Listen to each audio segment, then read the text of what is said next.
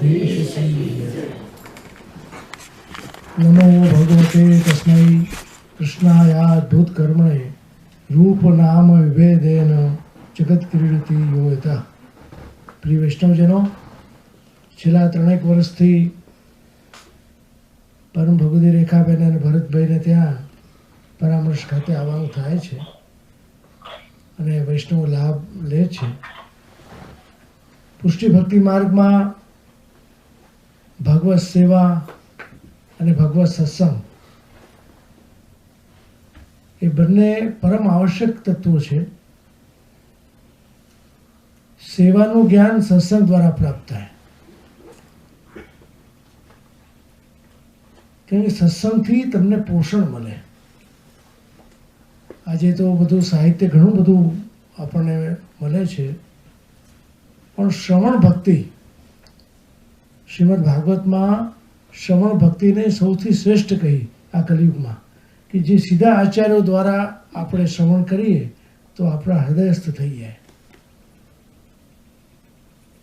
તો આજે જે વચનામતો થાય, પ્રવચનો થાય, અને ખાસ કરીને વિશ્વના અનેક દેશોમાં અમે તથા અમારા ત્રણેય આત્મજો વિચરણ કરે છે, એમાં યદુનાથજી અને દ્વારકેશલાલજીનું તો એટલું બધું યુટ્યુબમાં સર્ચ થાય છે પોતે, કે બધા જ લગભગ એમનાથી પરિચિત હશે. પોતે ભલે ના ગયા હોય પણ એમના નામથી બધા જ પરિચિત છે. 41 પદ સર્વપ્રથમ આજથી 15 વર્ષ પહેલાં યદુનાથ બાબાએ મુંબઈ ખાતે કર્યું હતું, અને એ પછી એની સીડીઓ બહાર આવી, યુટ્યુબમાં મુકાયું. એમ 2006માં અમારા દ્વિતીયલાલજી, દ્વારકેશલાલજી દ્વારા શિક્ષાપત્ર ઉપર સપ્તાહ થઈ અને એટલું બધું લોકપ્રિય થયું કે પૂરા વિશ્વને ખૂણે ખૂણે એ વસ્તુ ગઈ છે. તો આજે તો આ બધા સાધનો આપણા માટે ખૂબ સરળ થઈ ગયા યુટ્યુબના માધ્યમથી. તો પ્રચાર અને પ્રસાર એ બંને જ આવશ્યક છે. હમણાં જ અમે એક વીક પહેલાં લંડન હતા, ત્યાં પણ આપણી હવેલી વૃદ્ધામ નામથી લેસ્ટરમાં બની છે, અને અમારા પ્રથમ લાલજી ત્યાં હતા અને વલ્લભાખ્યાનનું એમનું આયોજન હતું. 3 દિવસ અમે ત્યાં હતા, અને ભગવત કૃપાથી યુએસ આવવાનું થયું. ન્યુયોર્કમાં હતા અમે શનિવારે. મહાપ્રભુજીનો ઉત્સવ ખૂબ ધામધૂમથી સારી રીતે ઉજવાયો. રવિવારે કનેક્ટિકટ હતા. કાલે ત્યાં પારસીપેનીમાં જે નવું મંદિર બની રહ્યું છે વ્રજનું, એ એમને ટ્રસ્ટીગણો બતાવવા લઈ ગયા. બહુ સરસ છે બધું. ત્યાં પાઠશાળા, કીર્તનના વર્ગો બધું ચાલશે, અને આજે ભગવત કૃપાથી અહીં આગમન થયું. પ્રિયજનો, ભગવત સત્સંગ ખૂબ દુર્લભ હોય છે, અને સાચા અર્થમાં પોષણો તદનુગ્રહ, આપણા આત્માનો ખોરાક છે ને એ ભગવત સત્સંગ છે. દેહની આપણને ખબર છે, આપણને ઠંડી લાગે, ગરમી લાગે, ભૂખ તરસ લાગે, પણ આત્મા જે માગે છે ને એ ભગવત ભાવથી પોષિત થાય છે. આત્માનો ખોરાક ભગવત સત્સંગ છે. અને દુસ્સંગ એટલો બધો વ્યાપ્ત છે કે આપણા વિચારો પરિવર્તિત થઈ જાય. કોઈ દુસ્સંગી વૈષ્ણવ મળે આપણને, કોઈ દુસ્સંગી ભાઈ મળે તો આપણને આપણા વિચારોને પરિવર્તન કરી નાખે, અને સત્સંગી મળે તો અભાવ હોય તોય ભાવ આવી જાય. અને ઘણી વાર આપણે જોઈએ છે સત્સંગથી માણસનું જીવન પરિવર્તિત થઈ જાય છે. ભગવત સેવા અને ભગવત સત્સંગ, જો જીવનું બ્રહ્મ સંબંધ થાય એટલે એને આત્મનિવેદન કહેવાય, કે પ્રભુ હું આજથી આપનો દાસ છું, મારું જે કંઈ છે આપને અર્પણ કરું છું. એ પ્રભુ આપ મારા છો, હું આપનો છું. એટલી આત્મીયતા એમાં રહેલી છે. ને સર્વ વસ્તુ સમર્પણ, દરેક વસ્તુને સમર્પણ કરી જીવ નિશ્ચિંત થઈ જાય. પછી બધી ચિંતા ઠાકોરજીને છે. આ પુષ્ટિ માર્ગની આ જ વિશેષતા છે કે તમે શરણાગત થઈ જાઓ તો બધી ચિંતા ઠાકોરજી કરે, પછી તમારે ચિંતા કરવાની આવશ્યકતા નથી. પણ આપણે અજ્ઞાનતાથી સત્સંગના અભાવને લઈને આપણે ચિંતા કરી બેસીએ છીએ, પણ આપણી ચિંતા કરવાથી એનો હલ નહીં નીકળે. એક જો જીવનમાં પ્રતિકાર અને સ્વીકાર બે વસ્તુ તમને દર વખતે મળશે. આપણને તકલીફ ક્યાં થાય છે કે આપણે એ વસ્તુનો પ્રતિકાર કરીએ છીએ કે ના આ બરાબર નથી, આનો સ્વભાવ બરાબર નથી, આ બરાબર નથી. અને પ્રતિકાર તમે કરો એટલે તમારું મન વધારે દૂષિત થાય. કે આપણા પ્રતિકાર કરવાથી પરિસ્થિતિ બદલાવાની નથી, પણ એક વૈષ્ણવી દ્રષ્ટિકોણ છે સ્વીકાર. વૈષ્ણવપી સહજમ, જે છે એનો સ્વીકાર, જે જેવા છે. એટલે જ પુષ્ટિ માર્ગને પૃથક શરણ માર્ગ કહ્યો કે બધાથી હટીને છે. પૃથક શરણ માર્ગો દ્રષ્ટા શ્રી કૃષ્ણ હાર દવે. જો સર્વોત્તમજીમાં શ્રી ગુસાઈજી આપણને સમજાવે છે કે બધાથી અલગ કેમ છે કે સદોષ સ્વીકાર છે. તમે જેવા છો તમે શરણે આવી જાઓ. જો અન્યત્ર કહેવામાં આવે કે દોષો મૂકીને આવો, નિર્દોષ થઈને આવો, પણ જીવ ક્યાં જાય દોષ મૂકવા? કે જીવ તો લૌકિકમાં રહે છે, સામાજિકમાં રહે છે. અનેક દોષો જન્મતાની સાથે આપણે લઈને આવીએ છીએ. દેશ, કાલ, દ્રવ્ય, કર્તા, મંત્ર અને કર્મ, આ 6 અંગો જ્યારે શુદ્ધ થાય તો આપણો આત્મા પવિત્ર થાય. પણ એના માટે ક્યાં જવું? અને જીવ તો સ્વભાવથી દુષ્ટ છે. જીવાહા સ્વભાવ તો દુષ્ટા દોષ ભાવાય સર્વદા. આપણે ગમે ત્યાં જઈશું ને દોષ તરત દેખાઈ જશે, ગુણ નહીં દેખાય. આ માનવ સહજ સ્વભાવ છે. તરત આપણને એની ભૂલો દેખાશે.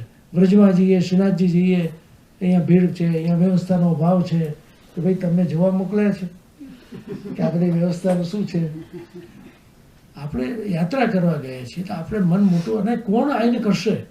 ઘણીવાર મને, હું તો મારા પ્રવચનમાં કહેતો હોઉં અમદાવાદમાં કે તમને કંઈ ગંદુ દેખાય, કચરો દેખાય તો તમે સાફ કરી દો. કોની પ્રતીક્ષા કરો છો? સેવા, સ્નેહ અને સમર્પણ આ પુષ્ટિ માર્ગનો પાયો છે. કોઈની પ્રતીક્ષા કરવાની જરૂર નથી, તમે જ કરો ને. એક ભાઈ મને વિનંતી કરવા કે મારા શેખ, મારે ફરિયાદ છે શું કે આ બારી ખુલતી નથી, હું ખોલવા આવું? ચાલો હું આવું, તમે ધક્કો મારે નથી ખોલી શકતા.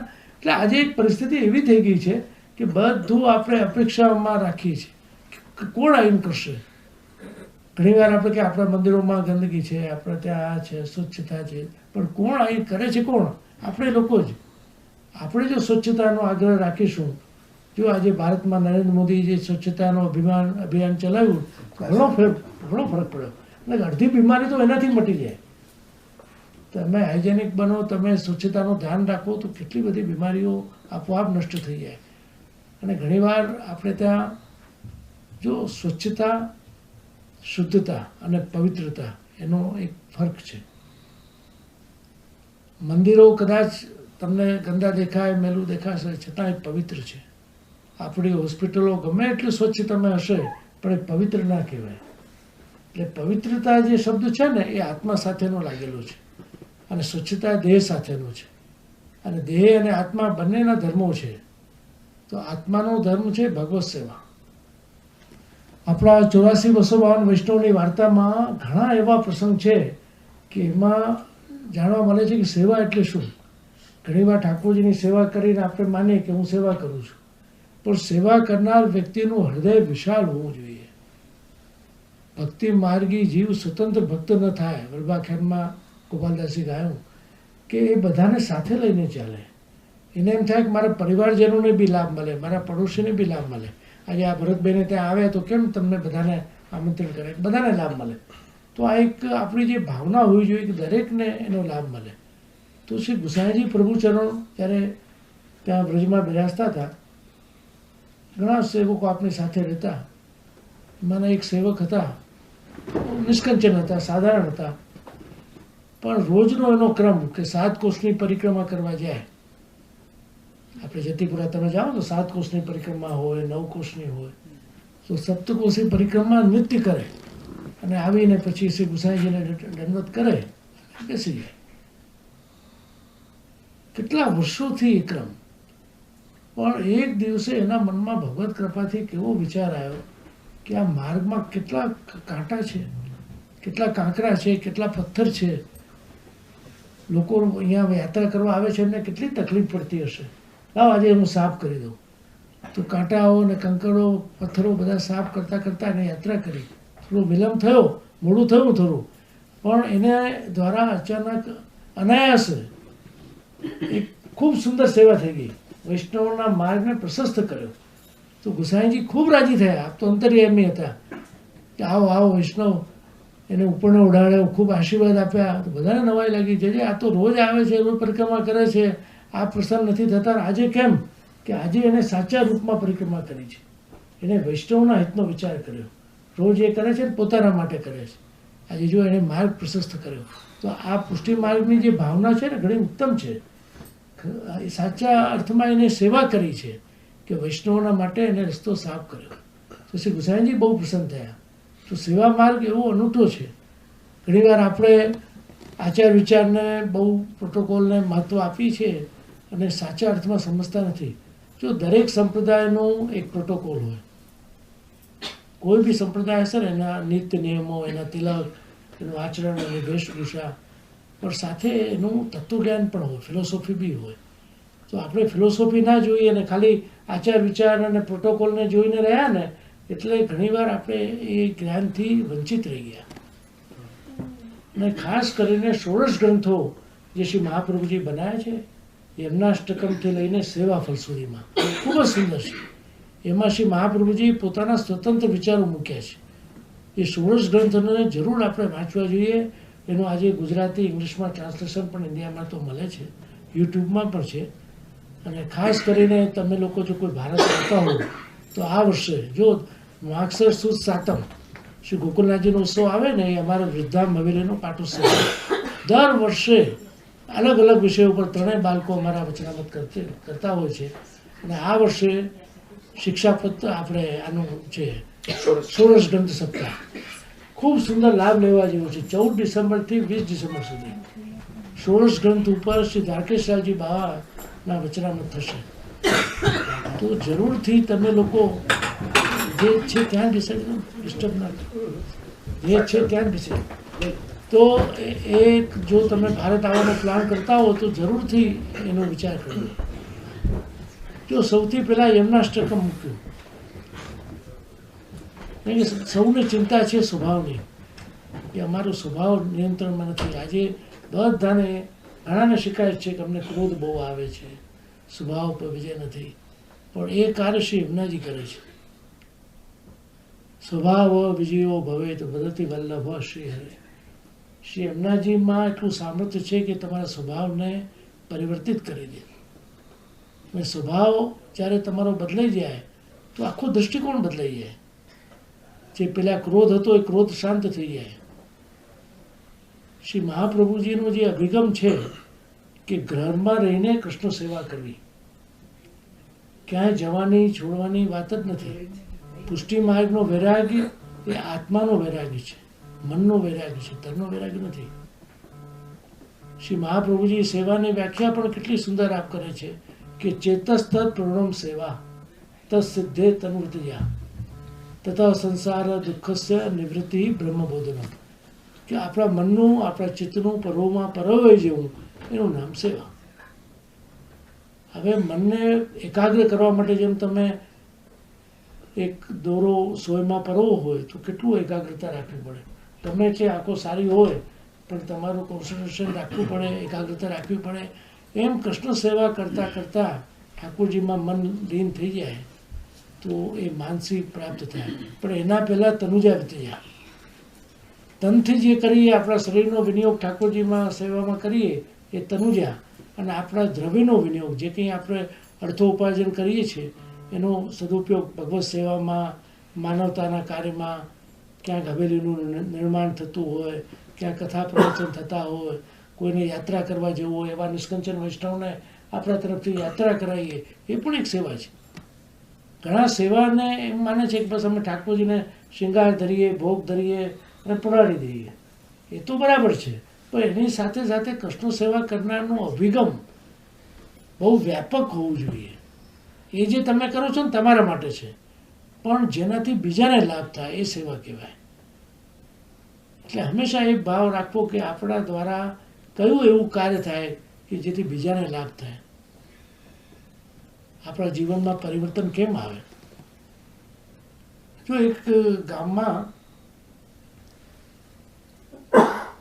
બહુ પ્રાચીન વખતની વાત છે કે જ્યારે એને ગામમાં આજીવિકા ન ચાલી તો એ ભાઈ આખું ગામમાં ગાળામાં સામાન ભર્યો, બીજે ગામ ગયા કે હવે આપણે બીજે કંઈ જઈને આપણું કંઈ દાલ રોટી ચલાવીએ.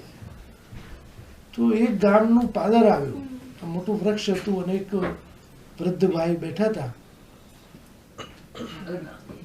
એને પૂછ્યું કે ભાઈ અહીંયા આ ગામમાં કેવા છે લોકો? મારે અહીંયા વિચાર છે રહેવાનો, અહીંયાના લોકો કેવા છે? કે તમે જે ગામથી આવો છો ત્યાં કેવું છે? એ મેં એને સામેથી પૂછ્યું. અને કે વાત જવા દો કે બહુ બધા ઝઘડા કરનારા, ક્લેશ કરનારા, વાતમાં ઝઘડે, એટલે અમે કંટાળીને છોડીને આવીએ છીએ. એમ તો અહીંયા બી તમને નહીં મજા આવે, અહીંયા બધું એવું જ છે એમ કીધું. એટલી વારમાં એક બીજા ભાઈ આવ્યા. એ બી એવી રીતે આવ્યા હતા, પણ એને થયું કે મારે આ ગામમાં રહેવું છે ભાઈ. કેમ છે? કે તમે જે ગામથી આવો છો ત્યાં કેવું? બહુ સારા લોકો, ખરેખર બહુ. મારું મન, હું દ્રઢ કરીને ત્યાંથી નીકળ્યો છું, મન ના થયું જવાનું, પણ મારી આજીવિકા નહોતી ચાલતી એટલે હું આવ્યો છું. બહુ સારા લોકો, એવા લોકો તો ક્યાંય દુનિયામાં નથી. તો અહીંયા કે અહીંયા બી એવા જ છે કે સમજી ગયા કે આની દ્રષ્ટિમાં જ પ્રેમ છે તો એને બધા સારા દેખાશે. પેલાની દ્રષ્ટિમાં દોષ હતો એટલે જ્યાં જશે ત્યાં એને ખરાબ લોકો દેખાશે. કીધું અહીંયા તમારું સ્વાગત છે, અહીંયા બધા જ લોકો સારા છે. અને ખરેખર ત્યાં ગોઠવાઈ ગયા. એટલે જેવી દ્રષ્ટિ એવી સૃષ્ટિ. જેવું આપણે વિચાર કરીએ છીએ એવું જ વાતાવરણ બની જાય છે. જ્યારે કોઈના માટે નેગેટિવ વિચાર તમે કરો છો તો બધું નકારાત્મક થઈ જાય છે. ખરેખર આવું હોતું નથી. કોઈને ફુરસદ નથી કોઈના માટે વિચારવાની આ જમાનામાં.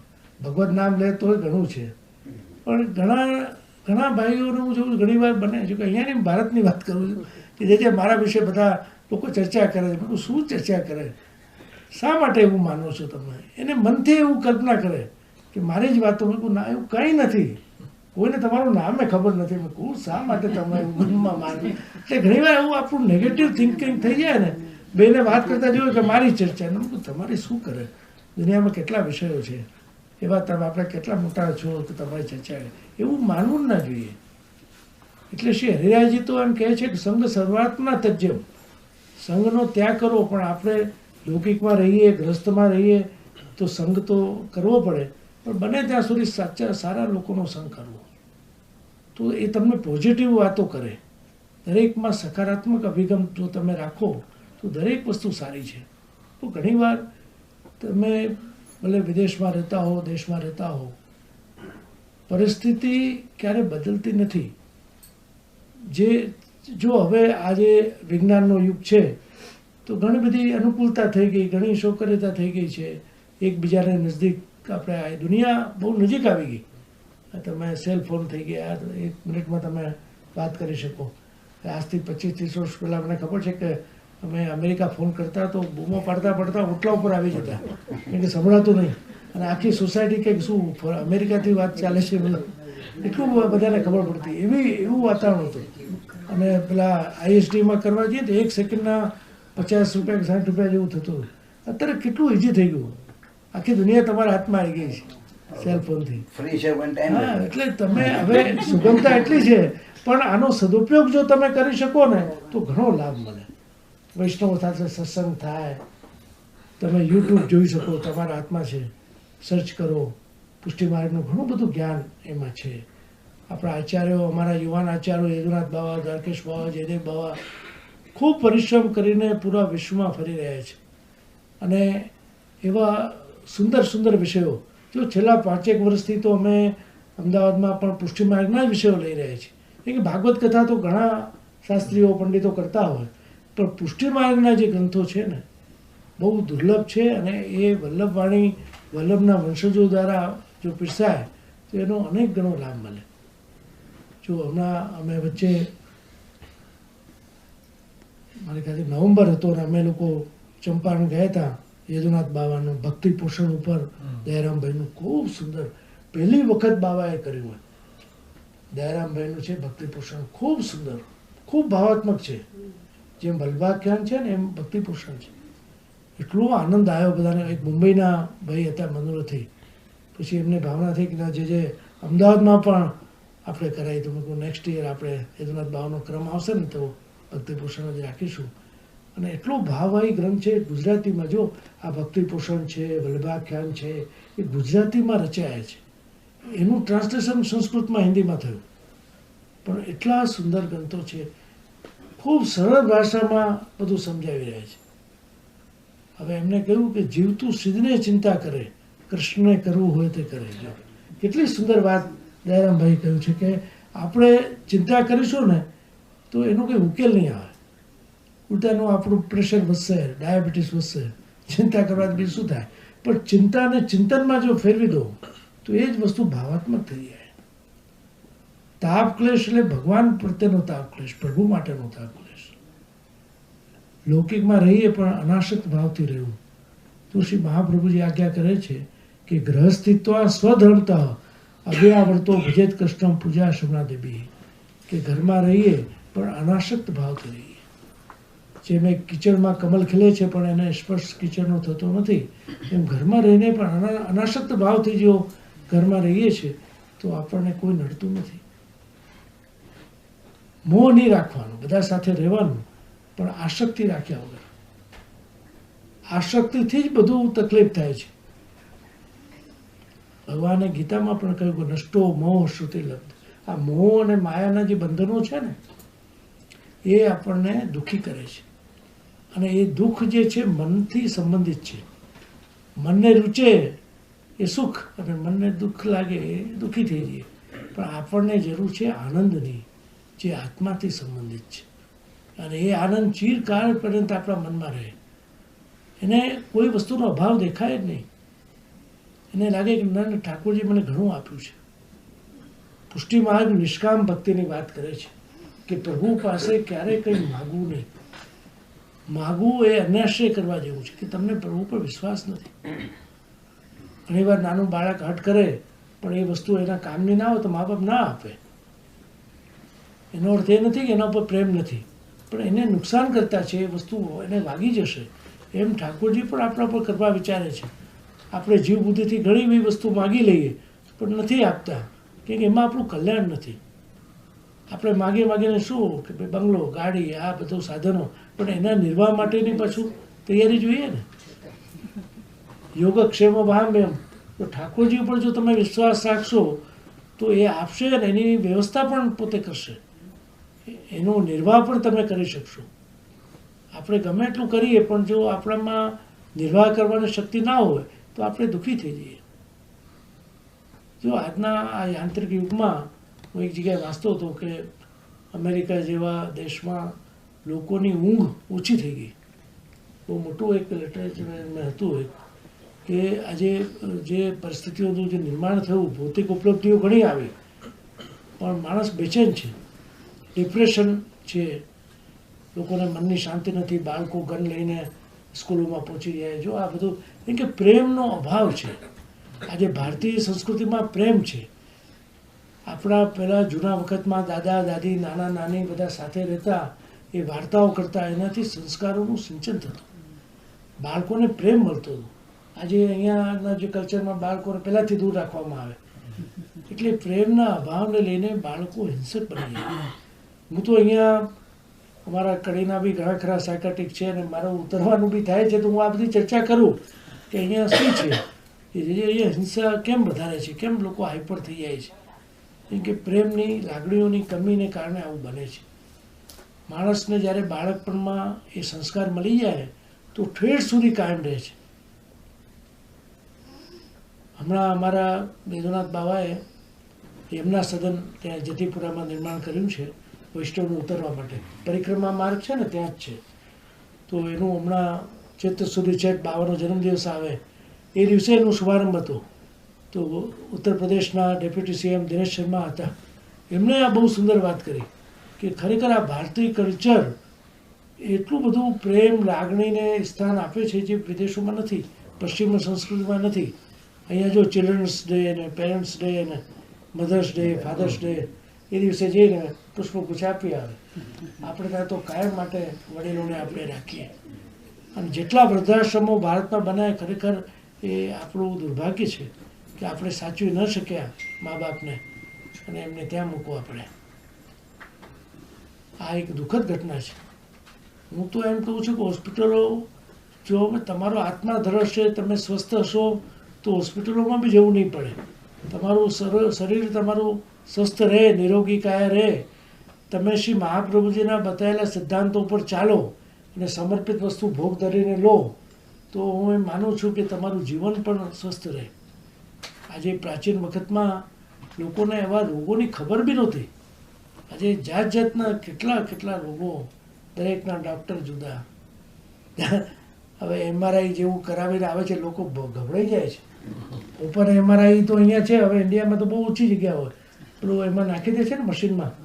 તો હમણાં વચ્ચે મારે ત્યાં એક MD ડૉક્ટર નેરોબીથી આવેલા, એમને એવી પરિસ્થિતિ થઈ કે એમને MRI કરાવવું પડ્યું. એટલા હેરાન થઈ ગયા કે જે આજ પછી હું કોઈને MRI લખીશ નહીં. કેમ કે હું બધાને લખી દેતો હતો, જરાક વાત હોય કે MRI કરાવો, કેટલી તકલીફ એમાં અંદર નાખી દે છે ને, જે 20 મિનિટ સુધી જે આવા ધડાકા ભડાકા થાય છે બધા, ઓપરેશન કરાવવું સારું, પણ આ સર ના થયું મારાથી, કે મને પોતાને થયું કે મેં કેટલાને લખી દીધું છે.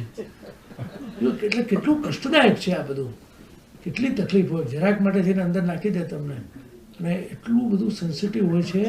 હમણાં ભારતમાં મેં એક છાપા વાંચ્યું, થાણામાં કોઈ હોસ્પિટલમાં એ MRI રૂમમાં એ ગેસનો બાટલો મૂકવા કોઈ ગયો અને મશીન એને ખેંચી લીધું. છાપામાં આવ્યું, આખો માણસ ખેંચાઈ ગયો. એટલું બધું પાવરફુલ હોય છે. હા, મેટલને નુકસાન બી કરે છે. હવે વાતમાં ડૉક્ટર આજકાલ આપણને MRI બહુ કષ્ટ પડે છે. ઘણા તો કે મેં મરી જવું સારું પણ નથી કરાવી, અડધેથી આવી જાય છે. એટલું કષ્ટ પડે છે લોકોને. આપણે એમ થાય કે ભાઈ બીજું કંઈ કરો તમે, આ બધું કષ્ટ પડે છે. હવે કંઈક આજે કંઈ વાંચ્યું હતું, ઓપન MRI અહીંયા એવું કોકિલાબેન હોસ્પિટલ બની છે બોમ્બેમાં, ત્યાં આવ્યું છે. પણ બધા માટે સુલભ નથી, એનું ચાર્જ વધારે હોય, એનું વધારે હોય. પણ અમુક ડૉક્ટરો એમ કહે છે કે જે ઓપન એમાં એટલું ક્લિયર રિઝલ્ટ નથી જેટલું પહેલાંમાં છે. પાછું એમાં રિઝલ્ટ વધારે સારું છે. એટલે હવે આ તો દેહના કષ્ટો છે, જો આપણે ભોગવવા પડે. પણ સ્વસ્થ શરીર જો રહે, આપણું ખાનપાન સારું હોય, સ્વસ્થ જીવન જીવીએ તો કૃષ્ણ સેવા વધારે કરી શકીએ. મહાપ્રભુજીનો જે અભિગમ હતો કે યાવત જીવમ વૈષ્ણવ કૃષ્ણ સેવા કરે. જો આજે તો આટલી હવેલીઓ થઈ ગઈ, પહેલાં ક્યાં હતી? આજથી 20-25 વર્ષ પહેલાં પણ અમેરિકામાં પણ ઘણું દુર્લભ હતું બધું. મને તો ખ્યાલ છે કે અહીંયા બહુ એકબીજાને મળવું બી કઠિન હતું. ઘણા કંઈક મારા ભાઈ, મારા દીકરો અમેરિકા પણ ક્યાં છે, કઈ જગ્યાએ, હું ક્યાં છું, એ ક્યાં છે, હજારો માઇલ દૂર હોય. ઘણાને ખબર નથી હોતી કે કેટલું ડિસ્ટન્સ હોય છે અહીંયા. 100-200 માઇલ તો મામૂલી વાત છે. તો જો કે હવે એટલું બધું સાધનો બધા ઉપલબ્ધ છે અને ઘણું બધું ડેવલપ હું જોઈ રહ્યો છું કે આપણી ભાષા પણ વધારે બોલતા લોકો થયા, આપણા ચેનલો બધી ભારતની અહીંયા આવી બધું જોતા થયા. ઘણો બધો ફરક દેખાય છે. એ તો અહીંયા શું સોશિયલ લાઈફ નથી, એટલે ઘણીવાર ઘરડા માણસોને નથી ગમતું. અહીંયા બીજી બધી સુવિધાઓ છે પણ એકબીજાને મળાય નહીં ને. જો મનુષ્ય સામાજિક પ્રાણી છે. ભારતમાં તમે બહાર જાઓ એટલે રિક્ષાવાળો તમને જોઈને ઊભી રાખી દે, તમારે કોઈની રાઇડની જરૂર ના પડે, એટલી સુવિધા છે. તો આજે આપણને એમ લાગે કે જીવન ભલે પ્રગતિ કરી પણ સાથે સાથે માનવનું મન બેચેન થઈ ગયું છે. આજે યોગા તરફ બધા જઈ રહ્યા છે, મેડિટેશન માટે જઈ રહ્યા છે, એ મનની બેચેની છે. ઘણાને તો ઊંઘની ગોળી લઈને સૂવું પડે છે અને એની માત્રા પછી વધતી જાય છે. કેમ કે એ ગોળી ક્યાં સુધી અસર કરે? પછી તમારા કોષોનો સ્વીકાર ના કરે એટલે પછી હાઈ પાવર આવે. પણ સ્વસ્થ માણસ જો હોય તો એ પડતાની સાથે સૂઈ જાય. ઘણીવાર અમે જોઈએ છે કે રસ્તામાં આપણે ચાલતા હોય ને ભારતમાં, તો પછી લારીવાળા હોય ને લારીમાં સૂઈ ગયા હોય. ખરેખર એમ થાય કે જો ઠાકોરજી કેવી એને શક્તિ આપી છે. લારી ચલાવતો હોય ને એમાં સૂઈ જાય એટલે ઊંઘ પણ આવી જાય. અને આજે માણસ દંડકના ગાદલામાં પડઘા ફેરવતા હોય નથી થતી. એના પર એક ખૂબ સુંદર મને ઘટનાનું સંસ્મરણ થયું કે એક રાજા હતા. હવે રાજા હોય એટલે સમૃદ્ધિનું તો એને કોઈ કમી ના હોય, પણ એના શય્યાખંડમાં ખૂબ બેચેન થઈને સૂતા હતા. કેમ કે રાજા જેટલો માણસ મોટો થાય એનું ચિંતન, ટેન્શન વધતું જાય. તો એને એના ઉપર છાપરામાં કંઈ આવાજ સાંભળ્યો અગાસીમાં કે ભાઈ કોણ છે? કોઈ માણસ હોય એવું લાગ્યું એને કે તો હું છું. એમ સામેથી ઉત્તર આવ્યો કે હું કોણ? કે ભાઈ હું, મારો ઊંટ ખોવાઈ ગયો છે તો હું તમારી અગાસી ઊંચી છે ને ત્યાંથી જોઈ રહ્યો છું. અને હું ખોવાઈ ગયો છું મહેલની અગાસીમાં. એને નવાઈ લાગી કે અને એ રાત્રે તને હું સુવાનું નથી કે રાજા તમને ક્યાં છે ઊંઘ, તમે પડખું ફેરવી રહ્યા છો. એ વાત તો રાજા તો વિચારવા પડી ગયા કે કોણ છે શું છે, વાત આવી ગઈ થઈ ગઈ. અને બીજે દિવસે મહેલમાં જ્યારે સભાખંડ ભરાયેલો હતો, કોઈ સુંદર ચર્ચા ચાલતી હતી, એ બહાર કોલાહલ જોયું એણે. સભાખંડની બહાર કોઈ વ્યક્તિ ઘૂસવા માગે છે અને સંત્રીઓને રોકી રહ્યા છે. એ કહે છે કે મારે રાજાને મળવું છે. એટલે આ સંત્રીઓ કહે છે કે રાજાને સમય લીધા વગર ના મળાય, અહીંયા સભાખંડ છે, અહીંયા સભા ચાલી રહી છે. રાજાનું ધ્યાન ગયું ને અવાજ કંઈક સાંભળ્યો એવું લાગ્યું એને. એ જ અવાજ હતો જે એની અગાસી ઉપરથી આવતો હતો ને. તો એ સંત્રીને શું કહે છે કે મારે તો અહીંયા રહેવું છે. અરે ભાઈ કે આ કોઈ અતિથિ ગ્રહ નથી, આ તો મહેલ છે રાજાનો. ના કે તો અતિથિ ગ્રહ જ છે. રાજાએ કીધું ભાઈ કોણ છે, લાવો મારી પાસે. એને લઈને આવ્યા. પૂછ્યું ભાઈ શું છે, કે તને આ સભાખંડ આ મહેલ દેખાતો નથી? કે ના મારે અહીંયા રોકાવું છે થોડા. અહીંયા અતિથિ ગ્રહ હોય ત્યાં રોકાય, મહેલમાં ના રોકાવાય. તો તને આ આખું મહેલ અતિથિ ગ્રહ દેખાય છે સભાખંડ? હું તો અતિથિ ગ્રહ જ માનું છું. જો હું 25 વર્ષ પહેલાં આવ્યો ત્યારે તમે રાજા નહોતા. વાત સાચી, મારા પિતા હતા. એના 25 વર્ષ પહેલાં આવ્યો ત્યારે તમારા પિતાએ નહોતા, કે મારા દાદા હતા. તો અતિથિ ગ્રહ થયું કે નહીં? વાત બહુ ઘણી ગહેન હતી કે 25-50 વર્ષ પછી તમે તો જતા રહેશો, તમે કાયમ માટે તો રહેવાના નથી. એવું કહીને જતો રહ્યો. પણ રાજાને બહુ ચિંતનમાં પડી ગયું. વાત તો એને ખરેખર ગંભીર કીધી કે આ અતિથિ ગ્રહ જ છે આ જીવન. 25-50 વર્ષ જીવીને જતા રહેવું છે. એને વૈરાગ્ય થઈ ગયું. એ ખરેખર કોઈ મહાન પુરુષ હતો. એને ચેતવવા આવ્યો હતો કે તારું રાજ ક્યાં સુધી રહેશે? જો 25-30 વર્ષ તારા પિતા એના પેલા દાદા હતા. એને મનથી વૈરાગ્ય થઈ ગયો. એને એના પુત્રને રાજગાદી આપીને જતો રહ્યો.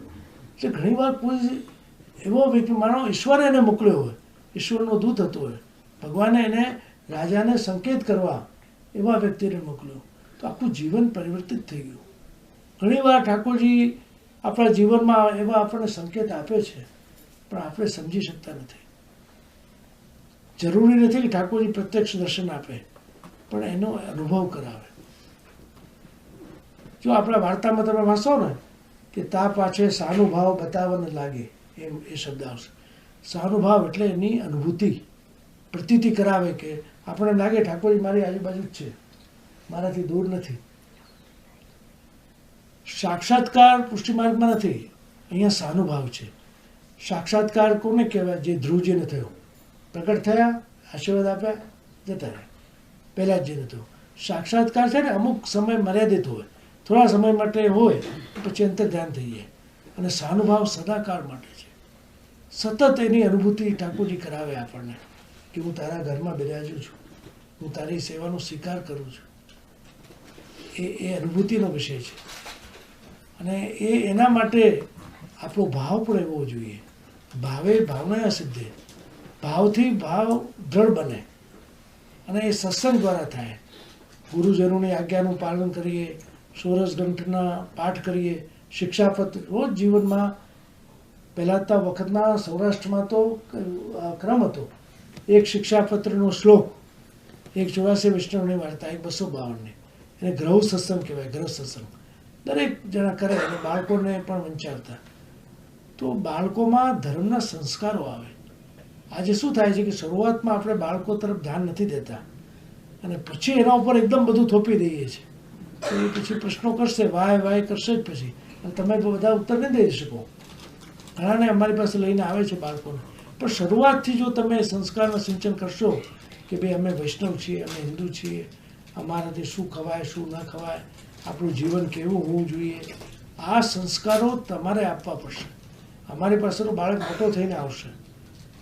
તો આ ઘરમાં જો એવું માહોલ આપણું બને, વૈષ્ણવી જીવન, ઘરમાં સેવા બિરાજતી હોય અને ઘરમાં એક જાતનું એવું અનુશાસન આપણે રાખવું પડે.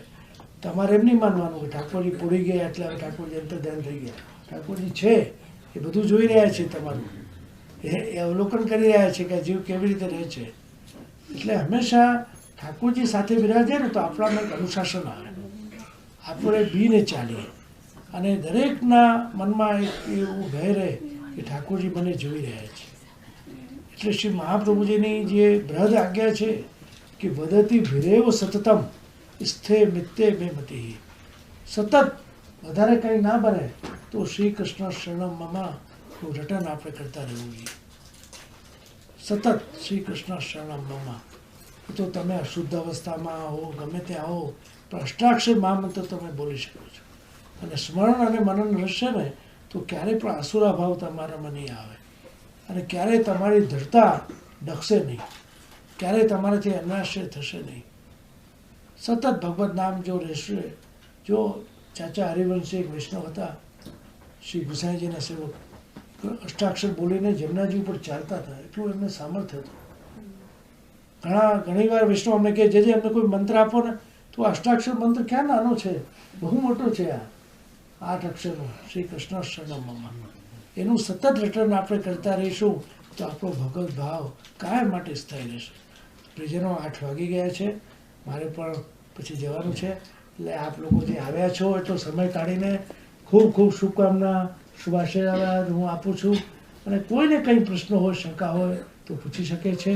અને બસ આવી રીતે જ આપનો બધાનો પ્રેમ મળતો રહે. અમારા ભરતભાઈ અને રેખાબેનને ખૂબ ખૂબ શુભાશીર્વાદ આપું છું કે એમની આડીથી તમને બધાને લાભ મળે છે. છેલ્લા 3-4 વર્ષથી, વર્ષો પહેલાં એમને પ્રસંગ લીધા હતા બાલ અવસ્થામાં.